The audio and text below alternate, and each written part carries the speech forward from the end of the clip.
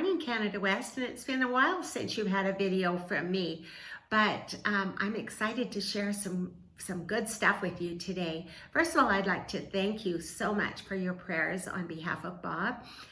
He did have a tumor removed a few weeks ago, and it was cancer, but they got it early, and they believe they got it all, and he just has to have some follow-up treatment every 3 months. So we're very grateful for that. And on top of that, we both were well and healthy and able to go to Papua New Guinea, and we just returned a couple days ago. I'll give you some more great details about that in the future. But for now, I just wanted to share with you something exciting that happened, and that was just yesterday. I attended church at Bakersfield First Church, and guess who the speaker was? Shannon Herndon. And Josh and Shannon Herndon are going to be our missionaries in residence at Camp Harmattan this year at Family Camp. And they are both wonderful people, and we've spoken to them before when they were in Italy with Global Missions, but now they are at the Native American Christian Academy in Arizona, and they're doing some exciting work there. So I know it's a little bit long. It's her message, and I apologize for the quality. I just videoed it while I was in church, but I hope you will enjoy it and that you will pray for them and for the work of the Native American Christian Academy in Arizona. I hope you have a wonderful week. God bless you. Sarah and her family, she's married to Camilo. Camilo's from Venezuela originally, and they served on the mission field in Africa. They have 3 children, Landon, Adriana, and Kyle, and they served in Cabo Verde, Cape Verde, and Equatorial Guinea. So that's where they served and were on the mission field, and they worked with work and witness projects. And I'm going to have some photos behind me as I talk, just so that somebody can look past me and not right at me. So Sarah and her family come to us with experience on the mission field, and we are blessed to have them with us. So if you want to do work at witness, they are your people, they are your contact people, they will help you find somewhere to serve, and we're really blessed to have them. My family and I, we served on the mission field for the Nazarene Church for the past 13 years internationally. So we started in Guatemala unofficially, and we served there for a year as volunteers, and then our official timeline of those 13 years started in 2010 when we went to Spain. And in Spain, we used sports and baseball to reach out to the community and had a great time working with the kids that we met in Spain. And then from Spain, we moved to Greece, and in Greece, we ran into the crisis of all the refugees coming over from the Middle East. And so they were flooding into Greece by the thousands. And so while we were in Greece, we worked with the refugees that were coming over, and we saw some amazing things that God did in the lives of the refugees there. People dreaming about God and meeting Him in their dreams. It was amazing how God reached out to the Muslim people that were coming across the border. We couldn't stay there for very long because of the immigrant crisis, so they were denying all the visas. So we got swept up in that. We didn't get visas to stay, and so we moved to Romania. And in Romania, we worked with gypsy people, and that was fantastic. And we also worked with, if you don't know, we have a human trafficking safe house in the city of Bucharest in Romania. And so we worked with human trafficking survivors for those 6 years, which was amazing and a blessing. And then from there, we were called to Italy. Look at those faces. So we were called to Italy from that. And so that is the last time that we were on your district. We have spoken on your district before, my family has, but we have not had the blessing of coming here to your church. So this is my first time with you guys. So in 2022, we were on your district and we were speaking, and then we headed to Arizona. And in Arizona, we were scheduled to speak at Native American Christian Academy. And Native American Christian Academy is a Nazarene ministry. We are a Nazarene Compassionate Ministry site. It has been in existence for over 60 years. They just celebrated their 60th anniversary. So you might not know the school as Native American Christian Academy. You might know it as Sun Valley Indian School. And you might know it as Twin Wells Indian School. So we are Nazarene. We just changed our name over the time. So we still exist, we're still here, and we still need you to be involved in our ministry. So we are still that Nazarene Compassionate Ministry site. So in 2022, we stopped by the school and we spoke with the students, and we thought, there's something missing here. I don't know, there's something they need that we felt really burdened for this school, and these kids, they were silent as they walked around the campus, and they walked in single file lines from the cafeteria to their dorms, and we just felt really burdened for these students, but we didn't know why we felt burdened for these students, because we were missionaries internationally. And so we thought, well, that's really sad. We thought, what do you do? So we got in our car and we moved on to the next church, because that's what we were doing. We were speaking at all of the churches. And as we were driving down the road, we continued to talk about the school and all the burden we felt. And again, we didn't know why we felt that way. And so we left for Italy. We moved to Italy, and we were there for the past year. And while we were in Italy, we were still feeling a stirring, but we still didn't know what that was about. And then one day, my sister-in-law here, Sarah, she called us, and she said, did you know that Native American Christian Academy is looking for a new executive director? And we said, well, no, we don't know that, because we're not looking for a job. And so she said, well, I thought that you guys should know, because you guys had felt burdened about the school, and I really thought that you should know that they're looking for a director. And so my husband, he was automatically thinking about this. And he said, I think that, Shannon, we need to be praying about this. I think it's something we need to consider. And I said, no. I said, no, we just moved to Italy, and we're in Florence, Italy. So I think we're okay to stay where we're at. And we have 2 kids. Our daughter is in college at Olivet Nazarene University, and we have a son, Caden, who's 16. And he was at home with us in Italy. And we said, we need to talk to Caden. He needs to be on board. So we talked to Caden, and he said, no. So my husband was the only one who was trying to say yes at that time. And so we began praying, and I began praying reluctantly. I was not very enthusiastic in my prayers about Native American Christian Academy. And we thought, well, we can't go if Caden says no. And he was no. And so about a week went by, and he kept saying no. We kept having conversations, kept saying no. And one Saturday morning, my husband and I, we were awake, we were drinking our coffee, and our son comes in, and he says, so I think we need to go to Arizona. And I said, tell me about that. Why do you think we need to go to Arizona? And he said, well, I've been talking to my friends who are all non-Christian Italians and Romanians and French kids, and he didn't have any Christian friends. And he said, I was talking to my friends about what you guys want us to do, go to Arizona. And he said, and all of my friends have told me that they think that this is a really good thing, and it could be really good for our family. He said, and I just think they're right, and we should go. So that was the check off the list, right? So then it was just me. No, we're not going. And so God decided he needed to take a different approach with me, an approach that I have never had in my life. So God decided that he wasn't going to let me sleep anymore. And so he kept me awake. So I didn't appreciate it very much. I was an insomniac for a little bit. And when I did sleep, when he would allow me to go to sleep, I would have dreams. And when I had dreams, I would dream about Native American Christian Academy. And I would dream about those kids that we had met. And finally, I said, okay, God, I get your message. I see what you're trying to have me do. I understand. And so we said yes. It took me a minute to get there, and God had to be a little tough with me in a way he had not been before. And God started asking me a question while I was moving through this, and the question was, why not Samaria? As Christians, we are called to Jerusalem and Judea and Samaria and the ends of the earth. And when God called our family to missions, we knew that that wasn't for Jerusalem and Judea. So we jumped right to the ends of the earth. That was our calling. Because going to the ends of the earth is exciting, and it's new, and the places are beautiful, and people get excited to serve with you and to partner with you. And we were really excited about serving to the ends of the earth.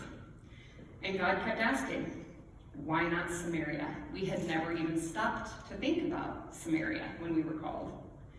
Samaria is that part of your own country that's maybe out of your comfort zone.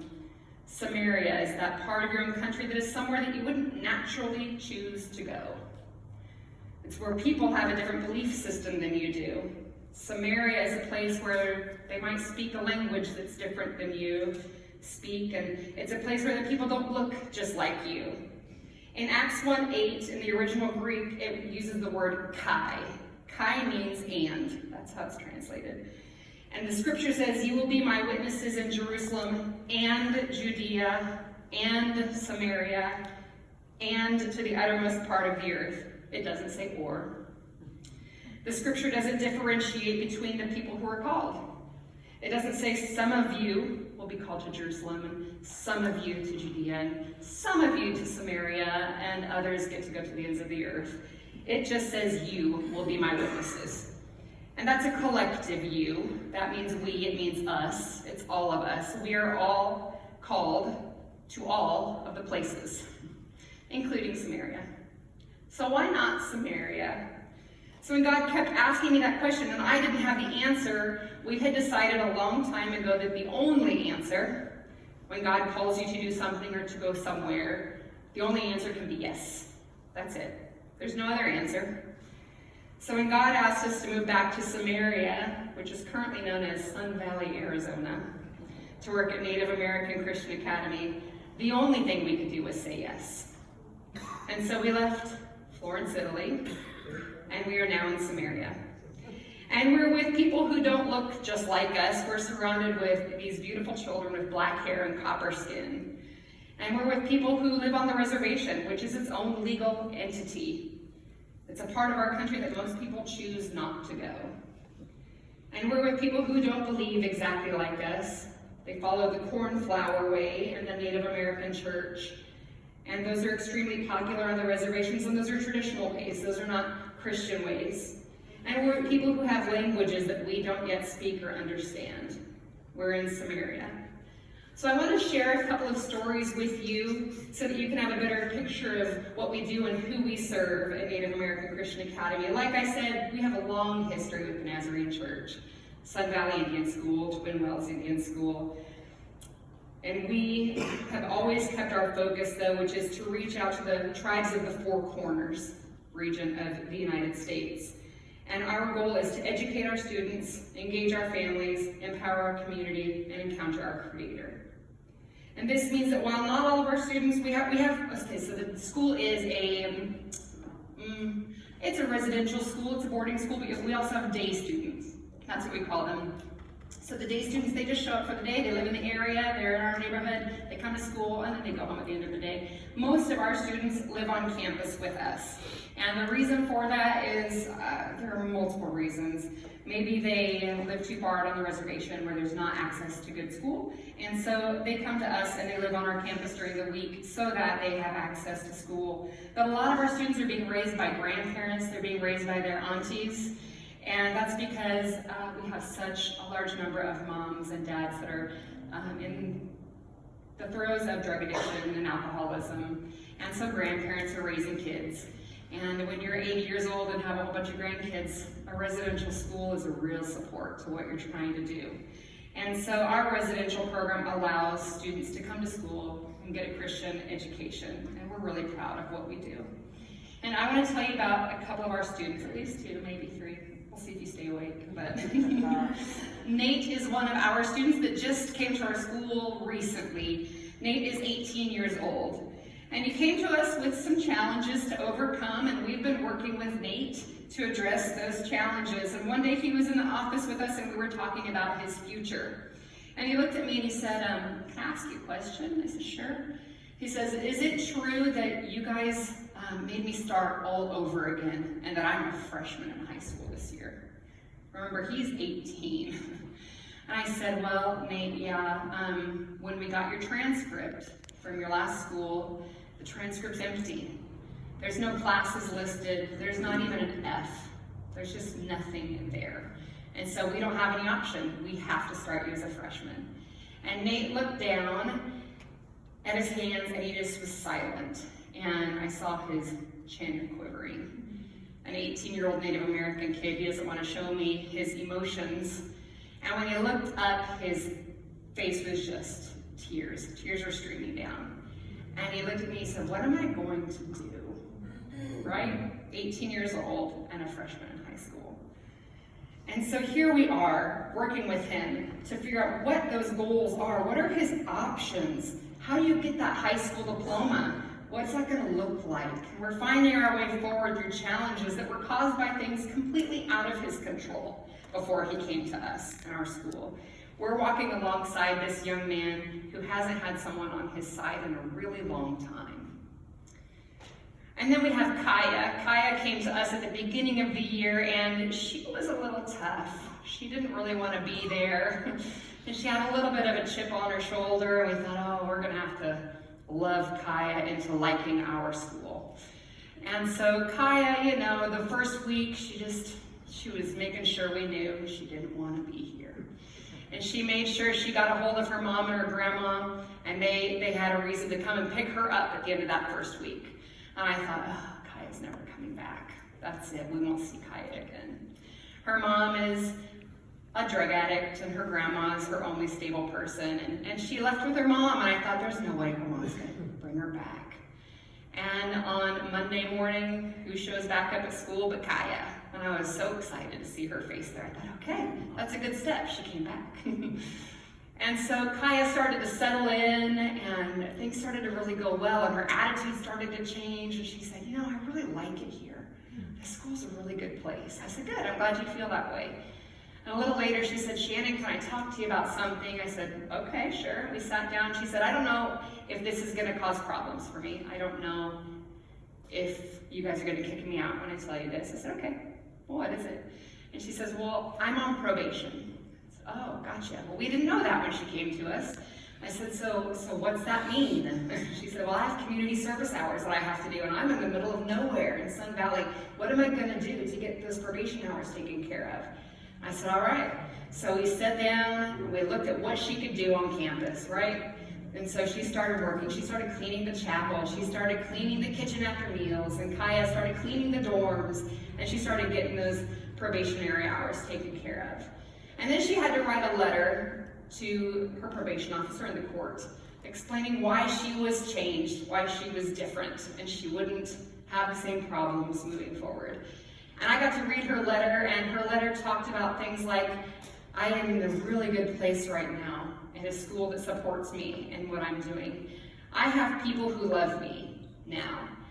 I have come back to Christ because of where I'm at. And she said, and I have a dorm parent who loves me and is showing me what it means to be a Christian.